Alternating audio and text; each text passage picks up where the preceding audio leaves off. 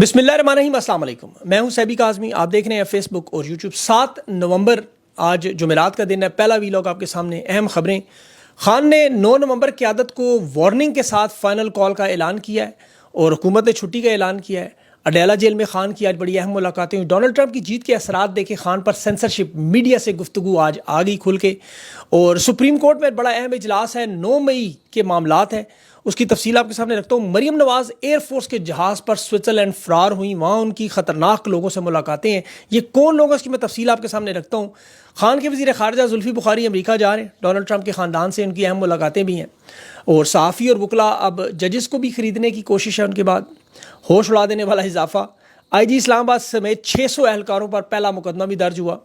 तहरीक इंसाफ की MNA हाजी इम्तियाज़ की family ने आज ISI के मेजर का नाम भी ले लिया, जो उन पर मुजालिम पे शामिल था। और आने वाले हालात का तज्जिया भी आपको बताता हूँ। लेकिन सबसे पहले डोनाल्ड ट्रंप की जीत के बाद आज खान की पहली दफ़ा मीडिया के साथ गुफ्तगू। वो सेंसरशिप ख़त्म हुई है। वकला के साथ, सहाफ़ियों के साथ जो हुई, उसमें गुफ्तगू में इमरान खान ने बहुत चीज़ें वाज़ेह की हैं और ये बड़ा अहम पैगाम है, आपने इसे गौर से सुनना है। अडयाला जेल में खान का बड़ा अहम दिन था। 6 रहनुमाओं से खान की मुलाकात थी। शिबली फराज, आमिर डोगर थे, असद कैसर, शेख वकास अकरम, अलामा राजा नासिर अब्बास और अहमद खान जो अपोजिशन पंजाब के जो लीडर हैं। अब यहाँ देखें, इमरान खान ने अमेरिका के हवाले से एक तो बड़ी दो टोक बात साफ मौक़िफ़ में कि मेरी रिहाई का मामला अमेरिका से नहीं, ये पाकिस्तान से हो। ये खान का मौक़िफ़ है, दो टोक ऐलान है। खान की रिहाई के लिए जो भी काविश है वो खान के अलावा लोग कर रहे हैं, खान के ख़ानदान के अलावा लोग। खान इसमें किसी सूरत में राज़ी नहीं है, लेकिन इसमें तहरीक इंसाफ के बल्कि लोग भी नहीं हैं। ये पाकिस्तानी कर रहे हैं ओवरसीज़ गुमनाम, जिनका नाम अब खैर पता आ गया लोगों के सामने। खान ने आर्मी चीफ की मुद्दत मुलाजमत की तोसी को भी फ़ौज का अंदरूनी मामला करार नहीं दिया। खान ने कहा मौजूदा आर्मी चीफ नाजायज़ हुकूमत को तहफ़्फ़ुज़ फराहम कर रहे हैं, ये न्यूट्रल नहीं है। ये इमरान खान के साफ अल्फाज थे। एहतजाज के मामले पर दो टोक मौक़िफ़ कि जो अब जॉइंट लीडरशिप करेगी। कोई एक बंदा अब एहतजाज के लिए सामने नहीं आएगा। मतलब पहले अली अमीन गंडापुर को एहतजाजी कैंपेन थी, अब वो नहीं है। जॉइंट टीम इमरान खान ने बड़ी सोच समझ कर बनाई कि अब, और साथ फैसला कि जो लोग शामिल नहीं होंगे, जो टिकट होल्डर हैं, ओहदेदार हैं, उन्हें अब पार्टी से फारिग किया जाएगा और वो आइंदा किसी इलेक्शन में नज़र नहीं आएगा। तो इस पर अब आप लोगों ने नज़र रखनी है। मिलिट्री कोर्ट्स के हवाले से भी खान ने अपना मौक़िफ़ दोहराया कि ग़ुलामी से मौत बदतर है। ले जाए मिलिट्री कोर्ट में, जो करना है कर ले, मैं ग़ुलाम नहीं बनूंगा। मेरी बहनें भी दोनों जेल में डाली गई, मेरा भांजा भी 1.5 साल में जेल, मेरी पार्टी के साथ जो हो रहा है, मैं हर कुर्बानी के लिए तैयार हूँ। खान असल में रहनुमाओं को बता रहा है कि देखो, अगर भुगत सकता हूँ तो तुम क्या किस खेत की मूलियाँ हो। अब जनरल बाजवा की तोसी को खान ने आज अपनी गलती करार दिया, जो पहले भी कह चुके हैं। और हुकूमत में आना भी खान ने कहा मुझे नहीं आना चाहिए था, इंतखाबात में दोबारा जाना चाहिए। ये एक बड़े रहनुमा की निशानी है। और डोनाल्ड ट्रंप की जीत पर भी खान ने बड़ा वाज़ेह कहा कि चलो कम से कम बाइडन चला गया, ये न्यूट्रल होगा, ये उसकी तरह तो नहीं करेगा। और मैं अपनी रिहाई पर पाकिस्तान की आवाम की तरफ देख रहा हूँ। खान ने तो खैर अपनी आवाम को भी कभी नहीं कहा। खान ने कहा मेरा नाम बराए मेहरबानी ECL में मुस्तकिल डाल दें, तो मैं कभी नहीं भागूंगा जैसे नवाज शरीफ भागा हुआ है, या उसकी बेटी अब बैरून मुल्क महंगे महंगे इलाज करवाने छोटी बड़ी करवा रही हैं। ये मैं कह रहा हूँ। एहतजाजी कमेटी भी जो खान ने बनाई, इसमें 2 पंजाब से और 2 KP से, ये जॉइंट लीडरशिप है। अब आप देखें, उमर अयूब, शिबली फराज, अली अमीन गंडापुर और अहमद खान बुचर, ये 4 नाम हैं, 2 KP 2 इधर से। और खान ने मामला लीडरशिप का हल कर दिया और ये जॉइंट करेंगे एफर्ट सारी। 9 नवंबर स्वाबी का मामला बड़ा अहम है। अब उसमें तहरीक इंसाफ को से फैसला कौन बनाना है। अगर तो ये अली अमीन गंडापुर अवाम से राब्ते के लिए लोगों को बुला रहे हैं तो वो नहीं चलेगा। ये 4 रुकनी कमेटी पंजाब और KP में लोगों को मोबिलाइज करेगी और ये आखिरी कॉल की तरफ जाना है, क्योंकि हालात अब तहरीक इंसाफ के लिए मौजू होते जा रहे हैं।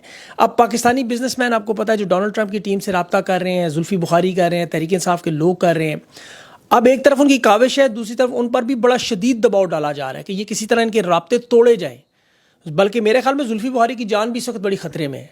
डोनाल्ड ट्रंप के दामाद से उसके बड़े करीबी ताल्लुकात हैं, जेरेड कुशनर के साथ। उसके फ़ोन पर उसकी शायद बात भी अभी हुई है, कन्फर्म मैं भी कर नहीं सकता।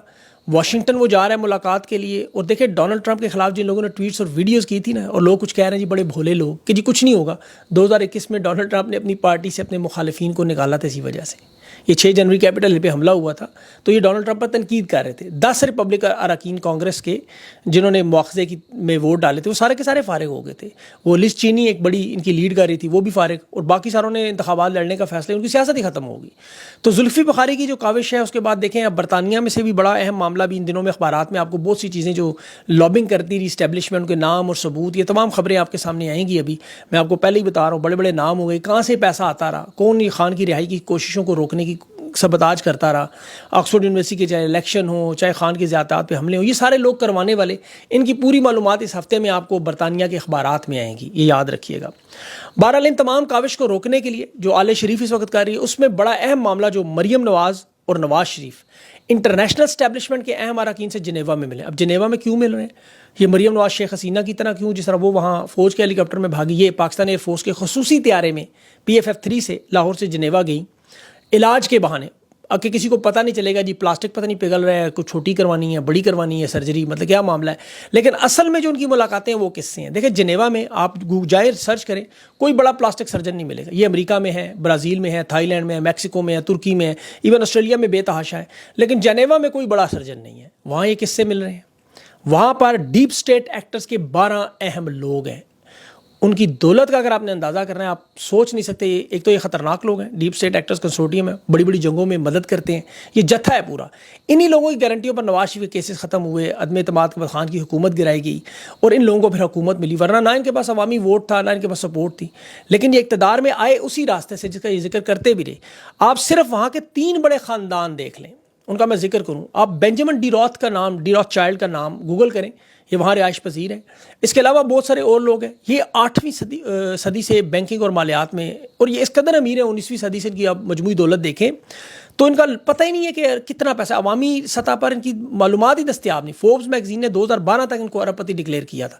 اس کے بعد حالات یہ ہیں کہ دنیا کی حکومتوں کو یہ قرضے دیتے ہیں. یہودی نژاد ہیں اور انہوں نے 19ویں صدی میں برطانیہ, فرانس اور آسٹریا کو قرضے دیے تھے. جنگوں میں سب سے زیادہ مال لگانے والے لوگ ہیں, بڑے مشہور ہیں. اب اس پہ میں تفصیل سے کہیں ویلاگ کروں ان کے بارے میں, لیکن یہ شہباز شریف سے پہلے ملاقات ہو چکی ہے. وہ تمام تصاویر آپ کو PDM کی پہلی حکومت کی طرح گوگل پہ جائیں, روتشیلڈ لکھیں, شہباز شریف آ جائے گا. یہ IMF سے قرض نہیں مل رہا تھا. اب ان کے خاندان کے شہباز شریف سے بڑے گہرے تعلقات ہیں آل شریف کے ساتھ, ان کے روتشیلڈ سے. اب نام تو یہ لگاتے ہیں کہ عمران خان کا وہ یہودی تھا, لیکن اصل واردات ان کی ہے. اور یہاں نواز شریف کی برطانیہ میں بھی ان سے پہلے ملاقاتیں ہو چکی ہیں. اب یہ جو ملاقاتیں ہیں ان کا مقصد کیا ہے؟ ایک تو جو ہی عمران خان کی رہائی کی کاوش شروع ہوئی, ان لوگوں نے حقیقی معنوں میں اپنی کاوش بھی شروع کر دی. اور میں سمجھتا ہوں خان کی زندگی بھی یقین کریں خطرے میں ہو سکتی ہے. اللہ اسے محفوظ رکھے. مولانا صاحب بھی لندن پہنچے ہوئے ہیں, وہاں بھی انہیں کوئی لالچ والے دی جائے گی. امریکہ نے بھی آپ کو پتہ ہے وہاں جو وہاں سے لابنگ ہو رہی ہے, نت نئے طریقے نکال رہے ہیں. ڈونلڈ ٹرمپ کے ارد گرد جو پوری ایک لابنگ گروپ ہے اسے اپروچ کر رہے ہیں یہ لوگ.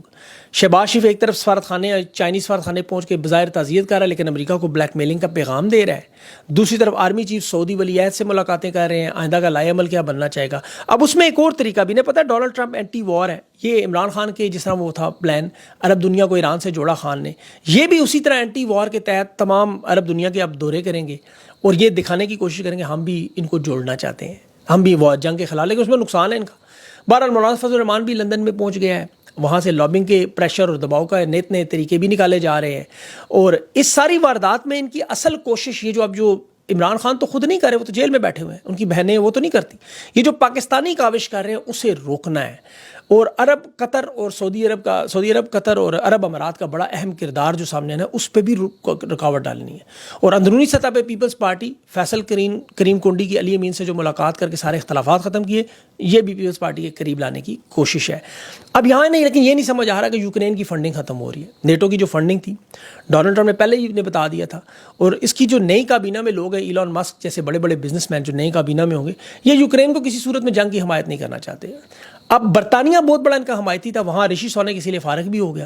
اب جو موجودہ حکومت ہے وہ ڈونلڈ ٹرمپ کی پالیسیوں پر چلے گی, جو برطانیہ نے کرنا ہے امریکہ کی ہدایت سے کرنا ہے اور اس جنگ سے نکلنا ہے, تو اس لیے ان کی یہ کاوش کامیاب نہیں ہو سکتی. اب یہاں سب سے بڑا دھچکا جو اسٹیبلشمنٹ کو لگ چکا ہے, ڈیپ سٹیٹ ایکٹرز کو, وہ صرف آپ امریکہ میں دیکھیں کہ یہ کتنے طاقتور ہیں. امریکہ میں کہ ان کا دفاعی بجٹ $900 ارب ہے, 1000 ارب ڈالر. 18 خفیہ ایجنسیز ہیں ان کے پاس, CIA, FBI, محکمہ خارجہ, ہوم لینڈ سیکیورٹی, بس نام پتہ نہیں اتنے زیادہ نام ہیں. اب یہ وہاں اتنے طاقتور ہیں کہ امریکہ میں بیٹھ کے پاکستان کی کور کمانڈر میں لوگوں کے نام, شریک لوگوں کے نام پڑھ لیتے, لیکن اتنی طاقت ہونے کے باوجود ڈونلڈ ٹرمپ کو نہیں ہرا سکے. وہ 7 سوئنگ اسٹیٹ ریاستوں کے علاوہ بھی پورے امریکہ میں کلین سویپ کر کے 71 ملین ووٹ بھی لے گیا, دوسری دفعہ صدر بھی بن گیا. اب عوام کا جب مینڈیٹ قبول کرے, دیکھیں اس کے بعد پھر ترقی شروع ہوتی ہے. مثلا ڈونلڈ ٹرمپ ابھی 24 گھنٹے بھی نہیں ہوئے, معیشت میں دیکھ لیں آپ کتنا بڑا امپیکٹ پڑا. اسٹاک ایکسچینج ان کی حقیقی مونوپولی, پاکستان والا واردات نہیں ہے, 2% پہ پوری دنیا کی بڑی ہے. بٹ کوائن کے جو نرخ ہیں وہ آج دنیا کی بلند ترین سطح پر $75,000 کے ریکارڈ سطح پر پہنچ چکے. تیل کی قیمتوں میں دیکھیں کس طرح کمی آئی, $74 فی بیرل پہ جا کے تیل کی قیمتیں پہنچ گئیں. تو یہ تو اب اس نے حلف نہیں اٹھایا. آگے آگے آپ دیکھیے کہ خوشحالی کا ایک نیا دور ایسے شروع ہوتا ہے جب آپ عوامی اقتدار سے آئیں. اور ڈونلڈ ٹرمپ کے ساتھ اب چونکہ عوامی مینڈیٹ ہے, اب یہاں پاکستان میں بھی دیکھیں اسٹیبلشمنٹ بظاہر بڑی مضبوط ہے. اب لیکن چونکہ یہاں پر جتنی بھی مصنوعی وارداتیں ہوئیں وہ ساری کی ساری ناکام ہوتی رہیں. انہیں تو یہ سمجھ نہیں آ سکا کہ سوشل میڈیا کتنی بڑی طاقت ہے. آپ یہ امریکہ کے صرف اس الیکشن سے اندازہ لگائیں, پاکستان کے حالات تو آپ کو اندازہ ہوگا, لیکن امریکی الیکشن کو صرف آپ دیکھیں کہ وہاں پر سوشل میڈیا نے وہاں کے طاقتور ترین ارب پتی لوگ ایک طرف کمپین چلا رہے تھے, چند لوگ تھے جو سوشل میڈیا پہ, ایلان مسک وغیرہ. اب امریکہ کا میڈیا دوسری طرف دیکھیں, ان کی ٹوٹل ورتھ کتنی بنتی ہے 1000 چینلز کی, $525 ارب. اتنا بڑا میڈیا ہار گیا سوشل میڈیا کے آگے. اور یہ چیز پاکستان میں طاقتور لوگ سمجھ نہیں رہے. انہوں نے 40 ارب لگا کے فائر وال روکنے کی کوشش کی, وہ نہیں کامیاب ہوئے. ابھی بھی دیکھ لیں سوشل میڈیا آپ کے سامنے کیا کر رہا ہے. خان کی جیت میں سوشل میڈیا اور پاکستان کی عوام ہے. بدقسمتی صرف یہ رہی یہاں سٹیون مکیفی جیسے جج نہیں تھے. خان تو دیکھیں 3/4 اکثریت عوام دے چکی تھی. یہاں کی آبادی 33 کروڑ ہے, امریکہ کی آبادی 33 کروڑ, پاکستان کی 25 کروڑ ہے. اب یہاں صرف عدلیہ اور انصاف ہوتا تو 77 سال کا یہ جو قبضہ ہے, یہ جنہوں نے 2 سال میں انٹرنیٹ بند کیا, کمپنیاں بند کی, پھر لوڈ شیڈنگ کی, بے روزگاری کی وجہ سے ویسے ہی لوگوں کے پاس پیکیج نہیں ہوتے, انٹرنیٹ نہیں چلتا, ساری آبادی ملا کے بھی سوشل میڈیا انٹرنیٹ پہ 1 کروڑ کے قریب بنتی ہے. اب 25 کروڑ میں 1 کروڑ کچھ بھی نہیں, لیکن اس کے باوجود دیکھ لیں کیا حالات ہیں. امریکہ میں اسٹیبلشمنٹ ڈونلڈ ٹرمپ کو تحریک انصاف کی طرح توڑتی بھی نہیں رہی, پریس کانفرنسیں نہیں کرواتی رہی, ٹرمپ کو جیل میں نہیں ڈالا, میڈیا میں اس کا نام نہیں بند ہوا, دہشت گردی کے پرچے نہیں تھے, اس کے کسی وکیل کو نہیں اٹھایا گیا, انتخابی نشان نہیں چھینا. وہاں سردار سکندر سلطان, راجہ قاضی فائز جیسے بغیرت بے شرم لوگ بھی نہیں تھے. وہاں سٹیون مکیفی جیسے جج تھے جنہوں نے ٹرمپ کو جیل سے باہر رکھا, اور آج اسے استثنا بھی 26 نومبر کو سارے کیسز میں مل جائے گا. تو یہ بہت بڑا فرق تھا. لیکن پاکستان کی عوام کی مزاحمت, جنہوں نے آگ اور خون کا دریا 8 فروری کو پار کیا, حالانکہ 2 دفعہ الیکشن منسوخ ہوئے, یہ آج بھی خان کو 3/4 اکثریت دلوا کے بھی ساتھ کھڑے ہیں. دیکھ لیں 2 سال 6 مہینوں میں جو تباہی بربادی ہوئی, عوام نہیں ہٹی ابھی تک, باخدا عوام ادھر ہی موجود ہے. صرف انہیں موبلائز کرنے کا طریقہ سمجھ نہیں آ رہا, کیونکہ دشمن کا بڑا کمینہ اور ذلیل ہے جو نہ جمہوری اور ایک تاریخ مانتا ہے باتیں. یہ رانا ثناء اللہ خود کہتا ہے ہم ہر حد تک گزریں گے, اور ہر حد انہوں نے کراس کی ہے. اب وہاں پہ دیکھیں دشمن دیانتدار تھا, کملا ہیرس نے شکست تسلیم کر لی, مبارکباد بھی دے رہی. بائیڈن کہہ رہا ہے صدر سے آؤ جی ادھر وائٹ ہاؤس میں آپ خطاب جمعرات کو وہ کر کے عوام کو بتا بھی دے گا. یہاں نواز شریف ذلت سے ہارا, اسے وکٹری سپیچ کروا دی, سارا رزلٹ بدل دیا. باوجود ان سب چیزوں کے قوم ڈٹ کے کھڑی بھی ہے اور مزاحمت بھی کر رہی ہے. اور انشاءاللہ آج بھی دیکھیں الحمدللہ خان کا نام پاکستان کے ہر گھر میں, سوشل میڈیا ہو, میڈیا ہو, گلی گوٹ بازار کوچے, ہر جگہ عمران خان کا نام سب سے اوپر. لنگڑی لولی حالت میں بھی تحریک انصاف پارلیمنٹ اور سینٹ میں بہت بڑی اکثریت میں. تو آنے والے دنوں میں انشاءاللہ یہ حالات آپ کو بہتر ہوتے ہوئے نظر آئیں گے, اور اس میں عدلیہ کا کردار بڑا اہم ہوگا, تحریک انصاف کی قیادت کا بڑا اہم کردار ہوگا. یہ جو فیصلہ کن مراحل کی طرف جائے گا معاملہ, یہ انہی کی طرف سے جائے گا. اس کے بعد انٹرنیشنل دباؤ کا اضافہ ہوگا, یہ سارے عوامل اکٹھے ہوں گے. خان کی رہائی, اور خان کی رہائی ہونی ہے, آپ یقین کریں پورا سسٹم دھڑام سے ایسے گرے گا کہ آپ کو سمجھ نہیں آئے گی ہوا کیا ہے. ابھی عدلیہ کے 2 اہم اجلاس ہیں, اور یہ بڑا اہم معاملہ ہے کیونکہ 9 مئی کے کیسز ہیں اس میں. اور ان 2 اجلاس میں یاد رکھیں کہ یہ جو چیف جسٹس ہیں, ایک تو میں منصور شاہ بار بار کہتا ہوں, یہ آفریدی صاحب, یہ 6 جنوری کیپٹل ہل امریکہ کا بالکل یہاں 9 مئی کا معاملہ ہے. سپریم جوڈیشل کونسل کے بعد یہ آفریدی صاحب کا یہ پہلا اجلاس ہے, اور اس میں انسداد دہشت گردی کی عدالتوں میں جتنے بھی کیس ہیں 9 مئی سے متعلق. اور دیکھیں انسداد دہشت گردی کی عدالتوں میں آپ دیکھیں تو اس وقت تحریک انصاف کی مخالفت میں خان پر دڑا دڑ کیس, اسلام آباد میں 17 اور پنجاب میں 38 کیسز تو صرف یہ تھے, باقی انہوں نے بے تحاشا کیسز بنائے, 16,000 لوگوں کی گرفتاریاں ہوئیں. اب اس میں 90% لوگ رہا ہو چکے ہیں, بلکہ زیادہ. اب عدالتوں میں جو رہ گئے یا ملٹری کسٹڈی میں جو لوگ ہیں ان کو چھوڑ کے اب سپریم جوڈیشل کونسل میں یہ جو اجلاس ہے, اس میں جتنے بھی یہ جھوٹے مقدمات بنائے گئے اور بھرمار لگی ہوئی ہے ان تمام کیسز بھی, اس پر ایک لائے عمل باقاعدہ طور پر آج بریفنگ کا معاملہ ججز سے, اور اس کے ساتھ ساتھ 26ویں آئینی ترامیم کے اور مخصوص نشستوں کا معاملہ جو سپریم کورٹ کے حکم نہیں مانے گے. اور پریکٹس اینڈ پروسیجر کمیٹی کے 2 اجلاس ہیں, ایک تو یہ آفریدی صاحب جس میں منصور شاہ اور جسٹس امین الدین شامل ہیں, اور یہ ابھی بھی اکثریت یہ آفریدی اور منصور شاہ کی. اور یہی سب سے اہم معاملہ ہے کہ خان کے 9 مئی کے کیسز ادھر آنے ہیں, یہ یاد رکھیے گا, یہ آئینی کیسز نہیں ہیں. اب عدلیہ کی طرف سے یہاں سب سے بڑا معاملہ, اگر کیس ریجیکٹ ہوتا ہے ادھر جاتا ہے, وہ انشاءاللہ سپریم کورٹ میں حل ہوگا. 18 مہینے ہو چکے ہیں, ابھی تک انہیں دہشت گردی کے معاملات پر فیصلہ نہیں ہوا. قانون کہتا ہے 90 دن میں آپ کریں, 90 دن میں. اب آپ دیکھیں کہ ایک دن میں 2-3 سماعتیں کر کے بھی ختم کر سکتے تھے، لیکن چونکہ کیس جھوٹے ہیں سارے، اب جو جتنے بھی ججز ہیں ان کی ذمہ داری ہے کہ اسے مکمل کریں. اور ویسے تو یہ 9 اگست 2023 تک سارا معاملہ ختم ہو جانا چاہیے تھا. 18 مہینے ہو گئے ابھی تک یہ فیصلہ نہیں ہو پا رہا، اور یہ اس لیے بڑا اہم آج کا اجلاس ہے.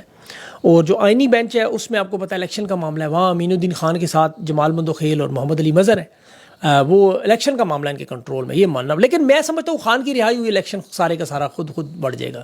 تو خان کی رہائی میرے خیال میں زیادہ اہم ہے مینڈیٹ کی واپسی سے بھی زیادہ، اور انشاءاللہ خان کی واپسی ہوئی تو یہ پورا نظام گر جائے گا. اسی لیے پاکستان کی عوام کو مینڈیٹ کی واپسی سے زیادہ یقین کریں خان کی واپسی پہ. یہ آئینی بینچ بناتے رہیں، دے دیں کہ یہ لے جو الیکشن، ویسے بھی ان کی حکومت بن چکی ہے، صدر، وزیر اعظم، چیئرمین سینٹ، قاضی، جتنے بھی انہوں نے یا فریدی سمیت سارا جو وارداتیں کرنی تھی کر لیں جو اور 2-4 جو کرنی ہے وہ بھی. اصل معاملہ ہے خان کی رہائی کا. خان کی رہائی کے لیے اگر تحریک انصاف 9 نومبر کو باخدا اس فائنل کال کی طرف جاتی ہے اور لوگ ڈٹ کے کھڑے ہوتے ہیں اور انہیں تھوڑی سی پش ملتا ہے تو یہ سارا معاملہ آپ کے سامنے انشاءاللہ انہیں 2-3 مہینوں میں ہی ختم ہو جائے گا. دسمبر سے پہلے نئے الیکشن اور خان کی رہائی ہو جائے گی. اگر یہ تحریک انصاف کے رہنما اس وقت انہوں نے پیٹھ نہ دکھائی، ڈرے نہ، کیونکہ میں ایک اور چیز میں نے بڑی ان دنوں میں ریسرچ کیا کہ ان میں کمپرومائز لوگ نہیں ہیں. جو لوگ آپ کو نظر آتے ہیں غدار، یہ سارے کے سارے ڈرے ہوئے ہیں. یہ حقیقت ہے کہ روز جو لوگوں کو اٹھایا جاتا ہے، دباؤ ڈالا جاتا ہے، اس چیز سے یہ ڈرے اور خوف زدہ ہے. اگر اللہ ان کا یہ خوف کا بت توڑ دیا ان کے اندر سے تو پھر انشاءاللہ معاملہ بڑی جلدی حل ہو جائے گا، ورنہ اس میں تھوڑا سا وقت لگے گا، لیکن انشاءاللہ معاملات بہتری کی طرف جائیں گے ضرور. کیونکہ اب یہ انتہا پہ جو کچھ کرنا چاہتے تھے کر چکے ہیں، اب اس کے بعد کچھ پیچھے بچتا نہیں ہے کرنے کو. تو اس لیے اب اس کے بعد زوال ہی ہے. جو بھی چیز آپ کو پتہ ہے انتہا تک پہنچے تو اس کے بعد پھر اس کی اخیر ہی شروع ہو جاتی ہے. تو ان کی اخیر انشاءاللہ شروع ہونے والی ہے. اپنا خیال رکھیں، مجھے اجازت دیں. اللہ حافظ.